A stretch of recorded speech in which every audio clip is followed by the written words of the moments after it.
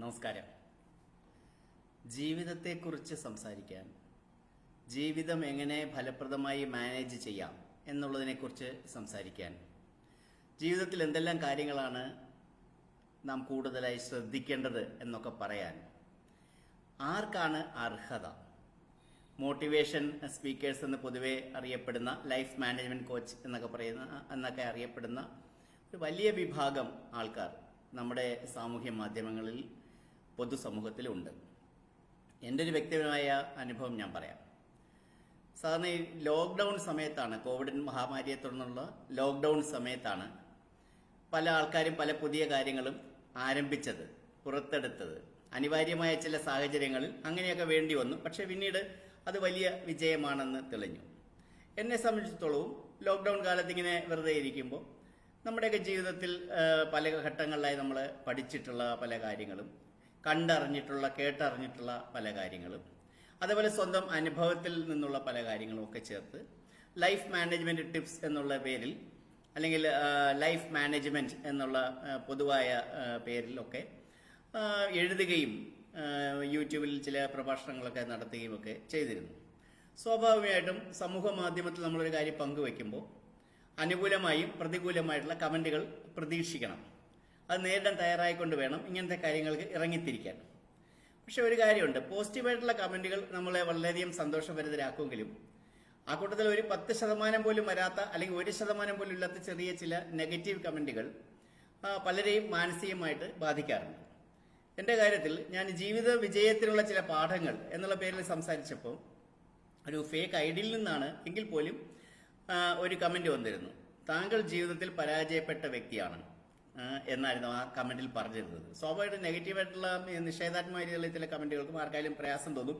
എനിക്കും അതൊരു ചെറിയ പ്രയാസം ഉണ്ടാക്കി എന്നുള്ള വസ്തുത ഞാൻ നിഷേധിക്കുന്നില്ല. അപ്പോൾ ഞാനതിനെ വേറൊരു ഡിഫറൻ്റ്, പ്രത്യേകമായിട്ടുള്ള ഒരു കാഴ്ചപ്പാടിലൂടെ, പെർസ്പെക്റ്റീവിലൂടെ കാണാനായിട്ടാണ് ആഗ്രഹിക്കുന്നത്. അതിനെക്കുറിച്ചാണ് ഇന്ന് സംസാരിക്കാൻ ആഗ്രഹിക്കുന്നത്.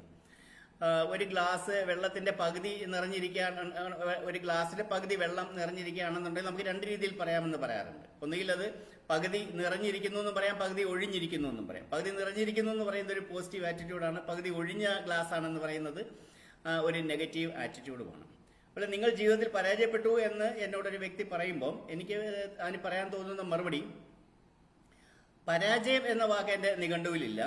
അപ്പോൾ ആരുടെയും നിഘണ്ടുവിൽ ആ വാക്ക് ഉണ്ടാകരുത് എന്നുള്ളതാണ്. അതിന് പേര് നമുക്ക് വേറെ രീതിയിൽ പറയാം, അദ്ദേഹം പറഞ്ഞത് ശരിയാണ്, പക്ഷെ അത് വേറെ രീതിയിൽ സമ്മതിക്കാനായിട്ടാണ് എനിക്കിഷ്ടം. വേണ്ട രീതിയിൽ വിജയിക്കാൻ കഴിഞ്ഞില്ല എന്ന് വേണമെങ്കിൽ നമുക്ക് പറയാം. അത് നമുക്കും മനസ്സമാധാനം നൽകും, കേൾക്കുന്നവർക്കും വലിയ ഒഫൻസീവായിട്ട് തോന്നുകയില്ല. അതാണ് ഇങ്ങനത്തെ കാര്യങ്ങളിലെ ഒരു പോസിറ്റീവായിട്ടുള്ള ആറ്റിറ്റ്യൂഡ് എന്ന് പറയുന്നത്. വേണ്ടത്ര വിജയിക്കാൻ കഴിഞ്ഞില്ല എന്ന്. പക്ഷെ എന്താണ് വിജയത്തിന്റെ അളവുകോൽ? എന്ത് നേടിയാലാണ് നമ്മൾ ജീവിതത്തിൽ വിജയിച്ചു എന്ന് പറയുക? ഇപ്പൊ നമ്മുടെ ആഗ്രഹങ്ങളെല്ലാം സാധിച്ചു, അങ്ങനെയാണെങ്കിൽ നമ്മൾ വിജയിച്ചു എന്നെങ്ങനെ പറയും? നമ്മുടെ ആഗ്രഹങ്ങൾ ഇതിനു മുമ്പും ഒരുപാട് ആഗ്രഹങ്ങൾ നമ്മുടെ സാധിച്ചിട്ടുണ്ട്. പിൽക്കാലത്താണ് നമ്മൾ മനസ്സിലാക്കിയത് അതൊന്നും സാധിക്കണ്ടായിരുന്നു, അതിനേക്കാൾ നല്ലത് മറ്റേ ഓപ്ഷൻ തന്നെ ആയിരുന്നു എന്ന് നമ്മൾ വിചാരിച്ചിട്ടുണ്ട്. നമ്മൾ വളരെയധികം അമിതമായിട്ട് ആഗ്രഹിച്ച് നമുക്ക് കിട്ടിയിട്ടുള്ള പല കാര്യങ്ങളുണ്ട്. അങ്ങനെയുള്ള കാര്യം നമുക്ക് കിട്ടുമ്പോൾ അതിനോടുള്ള ഒരു ക്രേസ്, അതിനുള്ള ആഗ്രഹം കുറഞ്ഞു വരുന്നതായിട്ടാണ് കാണുന്നത്. ഇത് ഇത്രയേ ഉള്ളായിരുന്നോ എന്ന് നമുക്ക് തോന്നും. ഇതില്ലായിരുന്നെങ്കിലും ഒന്നും ഇല്ലായിരുന്നു എന്ന് തോന്നും. ഏതെങ്കിലും കാര്യം വേണ്ട എന്ന് നമ്മൾ തീവ്രമായിട്ട് ആഗ്രഹിച്ചിട്ട് നമുക്ക് കിട്ടുമ്പോൾ ആദ്യം നമുക്ക് നിരാശ തോന്നിയിട്ടുണ്ട്. അതിൽ ജോലിയാകട്ടെ, ചില വിവാഹ ബന്ധം പോലെ ചില ബന്ധങ്ങളൊക്കെ ആയിട്ടിങ്ങനെ നിരവധി ഉദാഹരണങ്ങൾ പലരുടെയും മനസ്സിലേക്ക് ഓടിയെത്തുന്നുണ്ടാവും. ഇത് നമുക്ക് വേണ്ട എന്ന് ചിന്തിച്ചതായിരിക്കും. പക്ഷെ പിൽക്കാലത്ത് മനസ്സിലാവും അതെന്ത് നന്നായി അത് ലഭിച്ചത് എന്ന് നമുക്ക് തോന്നുന്ന സന്ദർഭങ്ങളും ജീവിതത്തിൽ ഉണ്ടാവുന്നുണ്ട്. അപ്പൊ അതുകൊണ്ട് എന്താണ് വിജയം, എന്താണ് പരാജയം എന്ന് നമുക്ക് വേർതിരിച്ചറിയാൻ കഴിയുന്നില്ല എന്നുള്ളതാണ് വസ്തുത. അതുകൊണ്ട് തന്നെ ജീവിതത്തിൽ എല്ലാവരുടെയും ജീവിതത്തിൽ ദുഃഖങ്ങളും പ്രയാസങ്ങളും പ്രതിബന്ധങ്ങളും പ്രതിസന്ധികളും ഒക്കെ ഉണ്ടാകാറുണ്ട്. പല രീതിയിൽ അത് ഉണ്ടാകാറുണ്ട്. ആ തിരിച്ചടികളെയൊക്കെ വളരെ പോസിറ്റീവായിട്ട് കാണുന്നതായിരിക്കും നമുക്ക് നല്ലത്. എന്ത് വില കൊടുത്ത് നമ്മുടെ മനസ്സിനെ നമുക്ക് സംരക്ഷിക്കേണ്ടതുണ്ട്.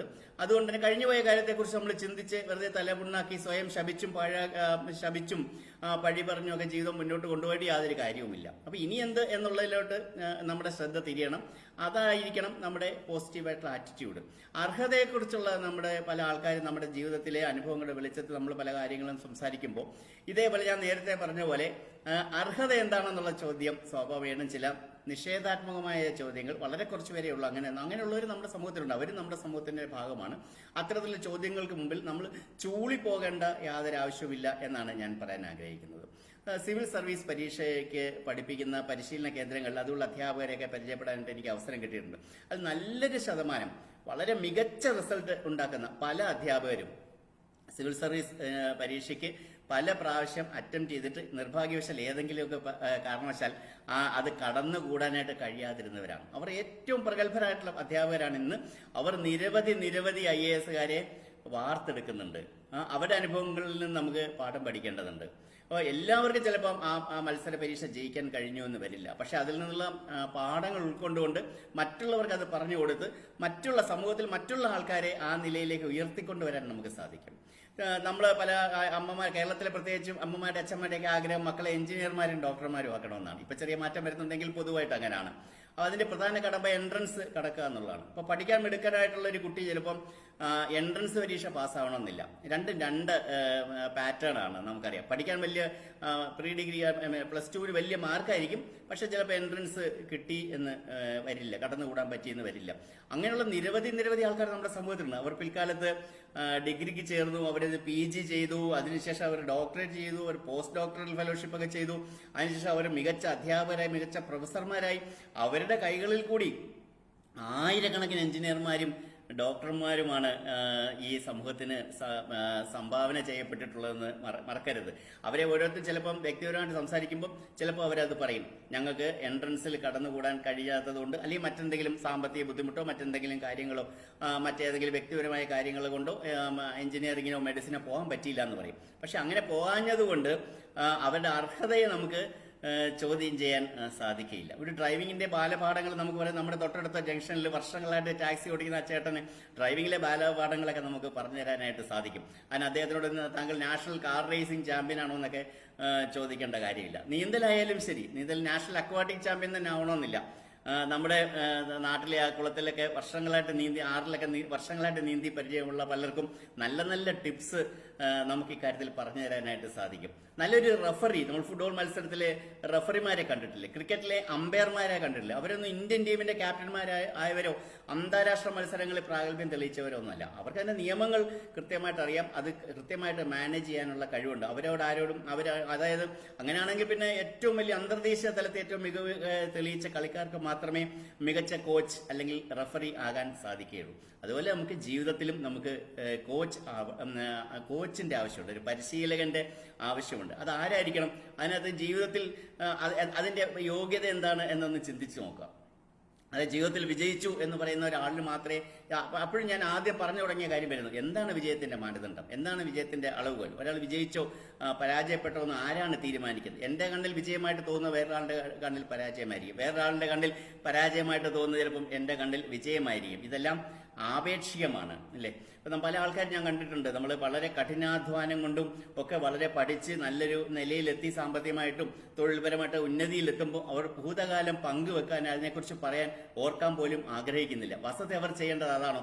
അവരുടെ ജീവിതത്തിൽ ഉണ്ടായിട്ടുള്ള തിക്താനുഭവങ്ങൾ, അവർ അതിനെ എങ്ങനെയാണ് അവർ ആ പ്രയാസങ്ങളെയൊക്കെ മറികടന്നത് എന്നുള്ള ആ പ്രായോഗികമായിട്ടുള്ള അനുഭവങ്ങൾ അവർ മറ്റുള്ളവർക്ക് വേണ്ടി പങ്കുവെച്ചാൽ അവർക്കെല്ലാം അതൊരു പ്രയോജനകരമായേനെ. അതിന് പകരം പലരും എന്താണ് ചെയ്യുന്നത്?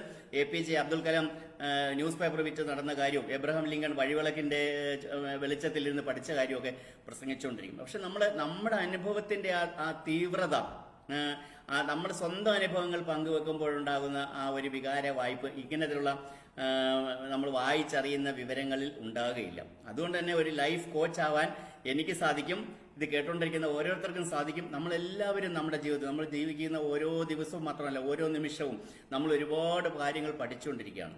ഈ പഠിച്ചുകൊണ്ടിരിക്കുന്ന കാര്യങ്ങൾ മറ്റുള്ളവരുമായി പങ്കുവെക്കാൻ തീർച്ചയായിട്ടും നമ്മൾ തയ്യാറാകണം. ആർക്കെങ്കിലും അതൊരു ഒരു മിന്നാമിനിങ്ങിന്റെ നുറുങ്ങുവെട്ടം പോലെ ആയിരിക്കാം അത്, എങ്കിൽ പോലും അത് ആരുടെയെങ്കിലും ജീവിതത്തിൽ ഒരു വഴി തിരിച്ചു വിടുന്ന ഒരു പ്രകാശ ഗോപുരമായി മാറിയാലോ? അതുകൊണ്ട് അതിനുള്ള അവസരങ്ങൾ പാഴാക്കരുത്. ഇത്തരത്തിലുള്ള എളിയ ശ്രമങ്ങൾ നടത്തുന്ന ആൾക്കാരെ പരിഹസിക്കുന്നതിനും അപമാനിക്കാൻ ശ്രമിക്കുന്നതിനും പകരം നമ്മളും നമ്മുടെ ജീവിതത്തിൽ നിന്ന് പഠിച്ച കാര്യങ്ങൾ സമൂഹ മാധ്യമങ്ങളിലൂടെയും അല്ലാതെയും അല്ലെങ്കിൽ കിട്ടുന്ന അവസരങ്ങളിലും എല്ലാം തന്നെ നമ്മുടെ കുട്ടികൾക്കും നമ്മുടെ ചെറുപ്പക്കാർക്കും നമുക്ക് ആർക്കാണ് നമുക്ക് ഈ കാര്യങ്ങൾ പറഞ്ഞു കൊടുക്കാൻ സാധിക്കാന്ന് നമുക്ക് തോന്നുന്നു. ആർക്കെങ്കിലും പ്രയോജനം കിട്ടിയാലോ അതിനുള്ള ഒരു ശ്രമം എല്ലാവരുടെയും ഭാഗത്തുനിന്നുണ്ടാകും എന്ന് ഞാൻ കരുതട്ടെ. ഈ ചിന്ത ഞാൻ നിങ്ങളേവരുമായി പങ്കുവെക്കുന്നു. നന്ദി, നമസ്കാരം.